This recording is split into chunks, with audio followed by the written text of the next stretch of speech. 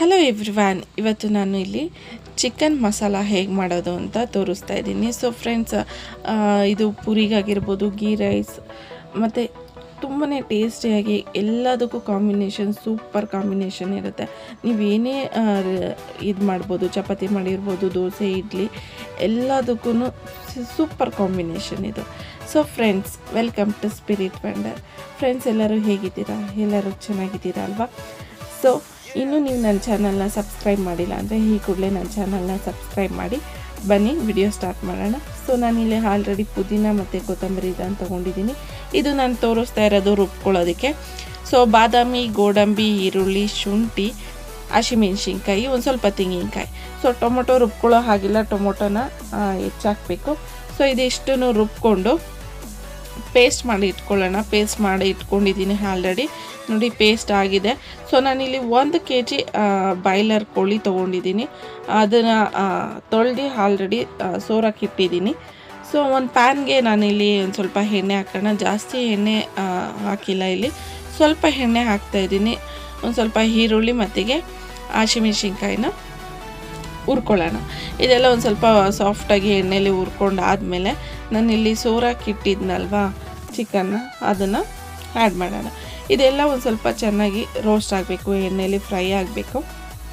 ಅಲ್ಲಿವರೆಗೂ ಸ್ವಲ್ಪ ಫ್ರೈ ಮಾಡ್ಕೊಳ್ಳೋಣ. ಇದಕ್ಕೆ ಒಂದು ಸ್ವಲ್ಪ ಉಪ್ಪು ಮತ್ತಿಗೆ ಅರಿಶಿನ ಕೂಡ ಹಾಕ್ಬಿಟ್ಟು ಚೆನ್ನಾಗಿ ಫ್ರೈ ಮಾಡ್ಕೊಳ್ಳೋಣ. ಫ್ರೆಂಡ್ಸ್, ಈ ರೆಸಿಪಿ ಏನು ಅಂದರೆ, ನೀವು ಮನೆಗೆ ಯಾರಾದರೂ ಗೆಸ್ಟ್ ಬಂದಾಗ ಸೊ ಈಸಿಯಾಗಿ ಕ್ವಿಕ್ಕಾಗಿ ಮಾಡ್ಕೋಬೋದು. ಸೊ ಬೇಗ ಕೂಡ ಆಗುತ್ತೆ ಮತ್ತು ಎಲ್ಲದಕ್ಕೂ ಒಂದೇ ಕಾಂಬಿನೇಷನ್ ಆಗುತ್ತೆ.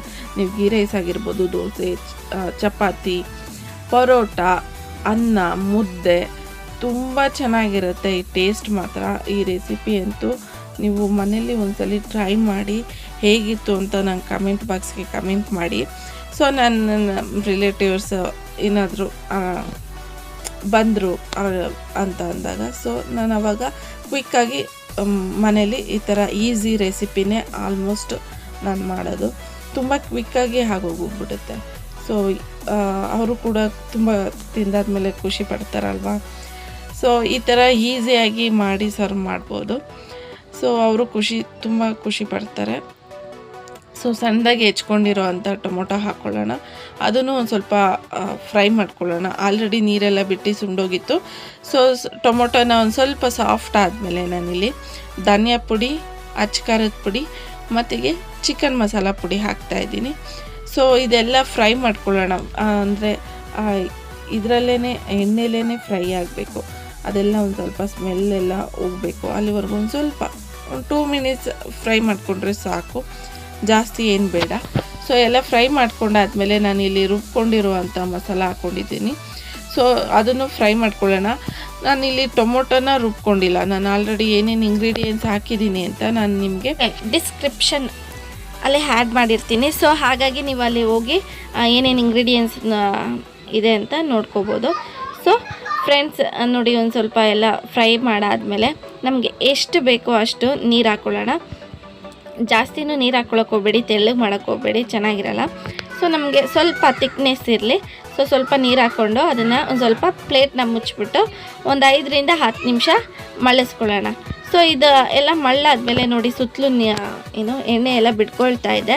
ಸೊ ಬಾಯ್ಲರ್ ಬೇಗ ಬೆಂದೋಗ್ಬಿಡುತ್ತೆ. ಒಂದು ಸ್ವಲ್ಪ ಕೊತ್ತಂಬರಿ ಹಾಕಿ ಇನ್ನೊಂದು 2 ನಿಮಿಷ ಬೇಯಿಸ್ಕೊಳ್ಳೋಣ. ಸೊ ನೋಡಿ ಎಷ್ಟು ಚೆನ್ನಾಗಿ ಕಾಣಿಸ್ತಾ ಇದೆ ಅಲ್ವಾ?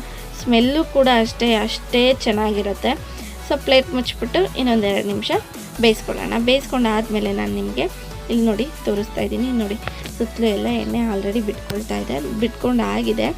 ಸೊ ನಾನು ಜಾಸ್ತಿ ಎಣ್ಣೆ ಯೂಸ್ ಮಾಡದೇ ಇರೋದ್ರಿಂದ ಸಾಕು, ಬೆಂದಿದೆ ಆಲ್ರೆಡಿ. ಟೇಸ್ಟ್ ನೋಡ್ಕೊಳ್ಳಿ, ಉಪ್ಪು ಖಾರ ನೋಡ್ಕೊಳ್ಳಿ. ಏನಾದರೂ ಕಡಿಮೆ ಇದ್ದರೆ ನೀವು ಆ್ಯಡ್ ಮಾಡ್ಕೊಳ್ಳಿ. ಸೊ ನಾನಿಲ್ಲಿ ಒಂದು ಸ್ವಲ್ಪ 1 ಸ್ಪೂನಷ್ಟು ಗರಂ ಮಸಾಲ ಹಾಕ್ಕೊಳ್ತಾ ಇದ್ದೀನಿ ಮತ್ತು ಕಸ್ತೂರಿ ಮೇಥಿನ ಸ್ನ್ಯಾಶ್ ಮಾಡಿ ಕೂಡ ಹಾಕ್ತಾಯಿದ್ದೀನಿ. ಸೊ ಇದನ್ನೆಲ್ಲ ಮಿಕ್ಸ್ ಮಾಡ್ಕೊಳ್ಳೋಣ. ಇದೆಲ್ಲ ಮಿಕ್ಸ್ ಮಾಡಿಕೊಂಡು ಒಂದು 1 ನಿಮಿಷದ ಸ್ವಲ್ಪ ಬೇಯಿಸ್ಕೊಳ್ಳೋಣ. ಯಾಕಂದರೆ ಗರಂ ಮಸಾಲ ಹಾಕಿದ್ದೀವಲ್ವ. ಸೊ 1 ನಿಮಿಷ ಬೇಯಿಸ್ಕೊಳ್ಳೋಣ. ಇದೆಲ್ಲ ಬೇಯಿಸ್ಕೊಂಡಾದ್ಮೇಲೆ ನಾನು ನಿಮಗೆ ತೋರಿಸ್ತೀನಿ. ನೋಡಿ ಎಷ್ಟು ತಿಕ್ನೆಸ್ ಇದ್ದರೆ ಸಾಕು. ಗೋಡಂಬಿ ಬಾದಾಮಿ ಹಾಕಿರೋದ್ರಿಂದ ತುಂಬ ಗಟ್ಟಿ ಆಗೋಗ್ಬಿಡುತ್ತೆ ಆಮೇಲೆ. ಸೊ ಹಾಗಾಗಿ ನಮಗೆ ಒಂದು ಸ್ವಲ್ಪ ತೆಳ್ಳಗೆ ಇದ್ದರೆ ಚೆನ್ನಾಗಿರುತ್ತೆ. ನೋಡಿ ಎಷ್ಟು ಚೆನ್ನಾಗಿ ಕಾಣಿಸ್ತಾ ಇದೆ ಅಂತ. ಲಾಸ್ಟಲ್ಲಿ ಒಂದು ಸ್ವಲ್ಪ ಪುದೀನ ಮತ್ತು ಕೊತ್ತಂಬರಿನ ಆ್ಯಡ್ ಮಾಡಿಬಿಟ್ಟು ನೋಡಿ ಎಷ್ಟು ಸಖತ್ತಾಗಿದೆ ಅಲ್ಲ. ಮುದ್ದೆ ಆಗಿರ್ಬೋದು, ಅನ್ನ ಆಗಿರ್ಬೋದು, ಗೀ ರೈಸ್, ಚಪಾತಿ, ಪರೋಟ, ಇಡ್ಲಿ, ದೋಸೆ, ಪೂರಿಗಂತೂ ಸೂಪರಾಗಿರುತ್ತೆ, ಅಷ್ಟು ಚೆನ್ನಾಗಿರುತ್ತೆ ಪೂರಿಗೆ. ಸೊ ಇದೆಲ್ಲ ಅದಕ್ಕೂ ತುಂಬ ಬೇಗ ಕ್ವಿಕ್ಕಾಗಿ ಆಗೋಗುತ್ತೆ. ಸೊ ನಿಮಗೆ ಈ ರೆಸಿಪಿ ಮತ್ತು ಈ ವಿಡಿಯೋ ಇಷ್ಟ ಆಗಿದೆ ಅಲ್ವಾ? ಸೊ ಮನೇಲಿ ಖಂಡಿತ ಟ್ರೈ ಮಾಡಿ ಈಸಿಯಾಗಿ ಮಾಡೋ ಅಂಥ ರೆಸಿಪಿಗಳನ್ನ. ಸೊ ಇದೆಲ್ಲ ಟ್ರೈ ಮಾಡಾದ್ಮೇಲೆ ಹೇಗಿತ್ತು ಅಂತ ನಾನು ಕಮೆಂಟ್ ಬಾಕ್ಸ್ಗೆ ಕಮೆಂಟ್ ಮಾಡಿ, ಮರಿದಂಗೆ ಕಮೆಂಟ್ ಮಾಡಿ. ಸೊ ಈ ವಿಡಿಯೋನ ನೀವು ನಿಮ್ಮ ಫ್ರೆಂಡ್ಸು, ಫ್ಯಾಮಿಲಿ ಮತ್ತು ಎಲ್ಲರಿಗೂ ಶೇರ್ ಮಾಡಿ, ಲೈಕ್ ಮಾಡಿ, ಕಮೆಂಟ್ ಮಾಡಿ. ಹಾಗೆ ನನ್ನ ಚಾನಲ್ನ ಸಬ್ಸ್ಕ್ರೈಬ್ ಕೂಡ ಮಾಡಿ. ಮುಂದಿನ ವಿಡಿಯೋದಲ್ಲಿ ಸಿಗ್ತೀನಿ. ಬಾಯ್ ಬಾಯ್.